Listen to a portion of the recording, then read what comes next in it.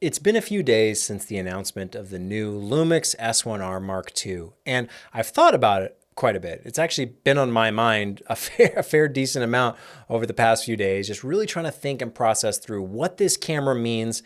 And I have some thoughts on the S1R Mark II and what I think it means for the future of Lumix. But before we get started, like this video, hit the subscribe button and consider joining the channel. Channel members get exclusive access to Filmmaker Alchemy, behind-the-scenes lessons and insights on the business of video production. Learn how to turn your content into gold.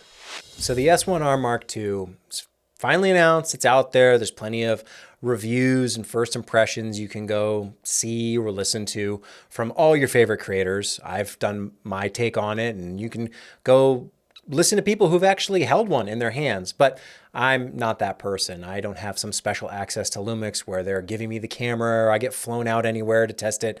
All I have is my years and years of experience shooting with Lumix, talking about Lumix, saying how great Lumix is, and yet I don't have anything to show for it other than my own opinion on the S1R Mark II. And I do think this camera is interesting because if you're a Lumix shooter, if you have L-mount lenses, the S1R Mark II is an obvious choice if you have the money to spend and you need these types of features. If you're looking for 8K video, if you're looking for higher res photography, that 45 megapixel, 44 megapixel, whatever the actual point value is in between there, I'm forgetting off the top of my head, but certainly high resolution photos, plus all the other great features that are in the S1R Mark II. It does offer a lot. However, there's a few concerns that I have when it comes to the S1R Mark II as it relates to what's in the future, because I've played this game before and I'm wondering if Lumix is sticking to their same rollout strategy that they implemented with the G9 Mark II. If you remember, the G9 Mark II was the first micro four thirds camera from Lumix to have phase detect autofocus. So that was a big deal. That was big news. This was back in 2023, I think, in the summer of 2023, if I'm remembering correctly, or maybe late 2023. My timelines are not always perfect up the top of my head, but the G9 Mark II gets announced. Micro Four Thirds from Lumix. It's got all the stuff you know and love about Lumix, plus it finally has phase detect autofocus. However, the quiet part was that this is a photo camera, but yet all the reviewers, a lot of people talked about this is great for video. It does all the great same stuff for video you'd love, blah, blah, blah, blah, blah. And then I go and use it and realize, oh, wait, this thing like overheats. And everyone says, whoa, whoa, whoa, this is a photo camera. It's not for video. Hold on. You can't criticize it that way. It's just for photo. If you need to, not overheating, go get the GH6, go get this, go get that, whatever. I'm like, yeah, but I want the phase detect autofocus. That's what you're like hyping everything up and you're saying how great the video features are. And this sounds like a perfect camera. Sounds great, but like it is kind of compromised in this one way that, to me, an outsider, it wasn't as prominent, I guess, as it should be. Like a really bold disclaimer. And I almost wonder if the S1R Mark II is on a similar path, because when they announced the S1R Mark II, they talk about this is for creators. It's got great video features. It's got photo features. It's an excellent hybrid. It's super amazing, yada, yada, yada. It's got 2 red record buttons. It's got 2 tally lights. I don't know any photo camera that's got 2 red record buttons on a photo camera, tally lights on a photo camera. And yet we start to see, okay, it can overheat. We've got a few different people out there who've tested it in different conditions. Yeah, it can kind of overheat. It maybe isn't like optimized for video. It is truly like a hybrid. And this is kind of, the terminology kind of bothers me a little bit, because when I think hybrid, it does like both. It does photo and video and it does them both well. But I think what other people mean when they say hybrid is that it balances the two. Meaning, yes, it does video and it does photo and it puts them in the same body. So it's a hybrid and it does like video well, but like it's not a video camera. Something like an S1H is a video camera. But I would argue that an S1H is a hybrid. It's a really good hybrid. It's the one you would want. It's the one that takes good photos and good video. Maybe that's being a little bit too nitpicky, but I think different people mean different things when they say hybrid. When I talk about hybrids, I want a camera that can do photo and video both reliably. So what happens? The G9, going back to Micro Four Thirds, G9 Mark II, phase detect, hey, it's great. But really what ended up being the actual hybrid, the best version of that, is the GH7, which came the following year, I believe. That was summer 2024. We got the phase detect like the G9 Mark II, but now we got all the great bells and whistles when it came to video. And of course, the GH7 cost a bit more, but it could do things like 32-bit float with the advanced recorder, or the external XLR recorder, rather. It got the ARRI log profile as a paid upgrade. It's got more video codecs, more, you know, the fan built right into it, the big fan, the cool flippy screen that we all love. So I'm wondering, is Lumix playing the same game? Are they announcing the S1R Mark II, saying how great this is, saying how it's awesome? Hey, this is a hybrid. It's got 2 record buttons, 2 tally lights. It's got everything you could ever want and need, and yet still carving out a little bit of space, a little bit of room for them to roll out that other camera at some point in time that is actually the one that we all want. You know, that's the S1H Mark II or whatever it is. That's the one we all want, with maybe like the built-in NDs, but that's even separate. Like, just, it doesn't overheat, you know? That's probably bare minimum. And a lot of people have talked about how they don't need 8K, 6K would be good enough. I probably agree with that, you know, for the most part, that depending on the sensor, depending on the speed, the rolling shutter is another one of those things that on the S1R Mark II is not quite great for video. It's a little slow on the readout speed on the sensor of the S1R Mark II. A little bit of jello, a little bit of wobble, but it really depends in which mode that you're recording in, what frame rate you're shooting, what resolution, all that kind of stuff. So the open gate is coming to the S1R Mark II, but I'm really wondering if it's kind of, and of course, every company does this. The newest thing is always the best. It's always the greatest. Oh man, oh, we all love it. Until the next new thing comes out 6 months later and we all go, oh, this is the best. So I'm just trying to put that in perspective, because I've been thinking about this a lot. Is the S1R Mark II, is it really that perfect hybrid camera? And I think the answer is probably no, at least for me. The rolling shutter is a little disappointing, and the fact that it's dealing with overheating is also a huge bummer for me, because I don't want to have to think about it. I don't want to have to worry about it. I don't want to have to time my recording, you know, based on what mode I'm in, and have all this restrictions and time, you know, stopwatches going just to make sure I can get the job done. And this is the game we played with the G9 Mark II. It's the greatest, it's the best, oh my gosh, the new phase is finally here. And then, well, wait, no, the GH7, that's the real good one. Because the GH7 is one of those that I'm like, what's the compromise? What's the downside? It's all good. And that's kind of what I want. Maybe that's entitled, maybe that's greedy, maybe that's selfish, but I don't want to have to spend, you know, $2,000, $3,000, $4,000, whatever the amount is. I don't want to spend this much money on something that has too many compromises, too many downsides. I think something like the S5 Mark II actually meets that balance quite well, where very affordable price, very attractive price point, and all those features are there. There's no real downside. There's no compromise, other than minor nitpicky stuff about 4K 60 being cropped, or the readout speed on the sensor not being as fast as some of the higher end, more expensive cameras. So that's kind of like, that makes sense. The price point is lower. And so you go, well, yeah, like those features like aren't going to be quite there, but like, that's still fine. It still works. It still does what I need. It can still shoot 60. Like the readout speed isn't crazy slow. So when the price is lower, it makes sense, and it meets that balance quite well. But when the price is higher, you really don't want trade-offs. You really don't want sacrifices. You want it to be firing on all cylinders all the time. And that's where I'm sitting there looking at the S1R Mark II going, why put 2 red record buttons on it? Why put 2 tally lamps on it, trying to hype this thing up as if this is the video camera, when I know what's going to happen. The moment anyone critiques it or complains about the video features, the obvious argument is like, well, this isn't the video camera. Don't buy this one. This is the photo version. But yet they're kind of talking about it as if it is the video version, even though we all kind of know it's probably not. They would be stupid to not release an S1H Mark II. Like I can't even imagine a world where that's a decision that gets made of, hey guys, we don't want to do an S1H Mark II. Instead, what we're going to do is an S1R Mark II, and that'll be it. That's the only one we do, and it's going to have the video features. It's going to have overheating. It's going to have some rolling shutter, but like whatever, we're not doing the S1H Mark II, even though that's what everyone wants.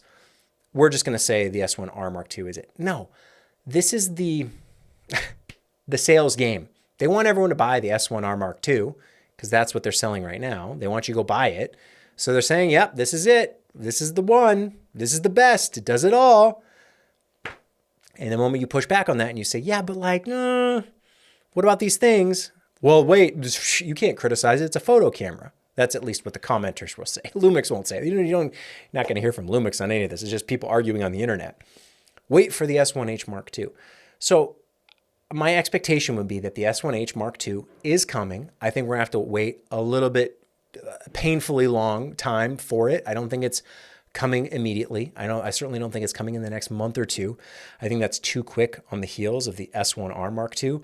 But based on the track record of the G9 Mark II and then into the GH7, I think that was about a 9-month window where it was the G9 Mark II was the best, and then the GH7 came out. I also think that was probably like the wrong way to play that move, just because it's like you sell the camera to the people who they really want the GH7, but you market the G9 Mark II to them as if that's the camera they want. They buy the G9 Mark II, and then you release the GH7, and everyone's just upset because they bought the that doesn't seem like a good strategy, at least to me. Maybe financially it's profitable for that period of time because they can sell both cameras. But I think a better strategy would be give the people what they want. I don't think that's ever been wrong in the history of marketing, in the history of sales. Giving people what they want, if they want to pay you money for a thing, and they're telling you want that thing, just give them that thing. It's not hard. It's not rocket science. People have been asking for an S1H Mark II for a long, long time. And rolling out an S1R Mark II as if this is like the pinnacle, this is the best, temper those expectations. I'm going to rest in my own mind on like, they got to be smart enough to put an S1H Mark II out at some point. They have to do this. It's just, for the longest time, people were speculating they weren't going to release a GH7. They were going to do a GH6. This was the speculation at the time. I know it's hard to go back just a few years, but bear with me. The G9 Mark II comes out with phase detect. And everyone's like, man, this would be great, but like, I really wish it was more like a GH6 with phase detect. People were speculating there would never be a GH7. No one was talking about it. There was no rumors about it. People were speculating like the G9 Mark II, that's it. That's what we're going to get. Obviously, we got the GH7.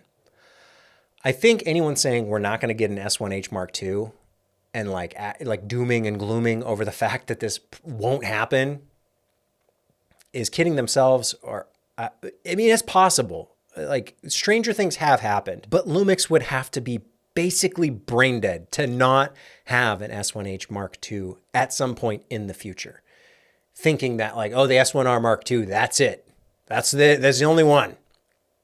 No, that's foolish. That's silly.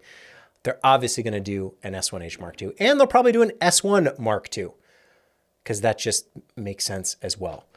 So we'll see. Obviously, stranger things have happened, but I also can't imagine a world where we don't get an S1H Mark II. I just think it's going to take a little bit longer than you or I want to wait because we've been waiting for a long time for this camera. The S1H, the original S1H, could have been perfect if it had phase detect. That's kind of the one thing, like why you wouldn't buy one now, why they're not, why the secondhand market, why they didn't sell a lot in the first place, probably. They just didn't have phase detect. So that was a bad move. That was a little foolish, a little stupid, let's say, for the S1H. But, you know, hindsight's 2020. I could have said that same thing at the time and been like, you guys really need to put phase detect in these cameras. I don't know what held them back for the longest time. Maybe it was some behind the scenes business dealings. I don't know. But had the S1H, the original S1H, had phase detect, I think it would still be probably one of the most popular hybrid cameras. Just because, I mean, yes, you've got the higher frame rate options from some of the others, right? So there's a little bit of compromise there when it comes to 4K 60, 4K 120, that sort of thing. But for the most part, the S1H, had it had phase detect at the time, would have sold a whole lot more. And I think it would have had a longer, it would be more recommendable even to this day. Because whenever people talk about the S1H having excellent image quality, it's always with this kind of caveat of, yeah, but the autofocus is terrible for video. So what are you going to do? Obviously, the S5 Mark II kind of filled that gap and became very popular because of it. Because again, phase detect, very valuable feature, a lot of people want. So an S1H Mark II with phase detect, with 4K 120, with 4K 60, no crop, like all the great things that we want, great codecs, open gate, shutter angle, etc., all the Lumix stuff. Built-in NDs, please, let's make it happen. But even aside from that, just an updated S1H to the Mark II version, a clear, obvious home run. I think Panasonic knows it. I think Lumix, they know it. But also caught between a rock and a hard place of playing catch up, but also staying ahead if you're trying to get people to be excited about this thing and buy it and want it. So looks like they tried that with the S1R Mark II. It is impressive from, you know, more or less the features that are there on paper. The specs are nice. They're decent. For photo, yes. So if you have L-mount lenses, if you're already in that kind of whole world, yeah, it's a nice option to have out there. But I don't think it's the only option we'll ever have. I think an S1H Mark II is more than likely maybe end of the year, maybe. I have no idea. Maybe, gosh, if we had to wait till next year, that would be excruciating. But hey, who knows? It could be the case. But maybe it's more like September, October. I don't know. Kind of a weird time to roll stuff out, but it's happened before. That was the G9 Mark II came out around that time. Now I'm having a flashback, and yeah, it was around September, I think it was announced. So theoretically, if they shorten the gap between the two, you know, I don't know, just doing some rough mental math of like, what do you feel like is the right time for an S1R Mark II to have its time in the spotlight? Yes, sell it to the people who are going to buy it. But then when do you release the next thing? What comes after the S1R Mark II? I think there's a good cadence there. Probably like every 3 months seems like a pretty good cadence to like sprinkle something out there, you know? And it doesn't have to be like new, big, like the flagships every 3 months. That's ridiculous. But we had, you know, like the S9 was kind of one of those like in-betweener, hey, this is for consumer entry point, come on board. Maybe they do a box variant camera of one of these versions at some point in time. Maybe it is something more of like an EVA 2 or something like that. That's also been speculated. Maybe it is just the S1 Mark II. There's a lot of room to maybe an S7. That's an odd number they haven't used yet. An S3. There's room. You know, there could be more SKUs out there, more products to play with for different types of consumers, different types of customers. But I think an S1H Mark II that's really what we all want. And sadly, unfortunately, we have to wait a little bit longer. And hopefully we can find, just once we let's just get past it. Let's see what we got. And then we can reevaluate from there.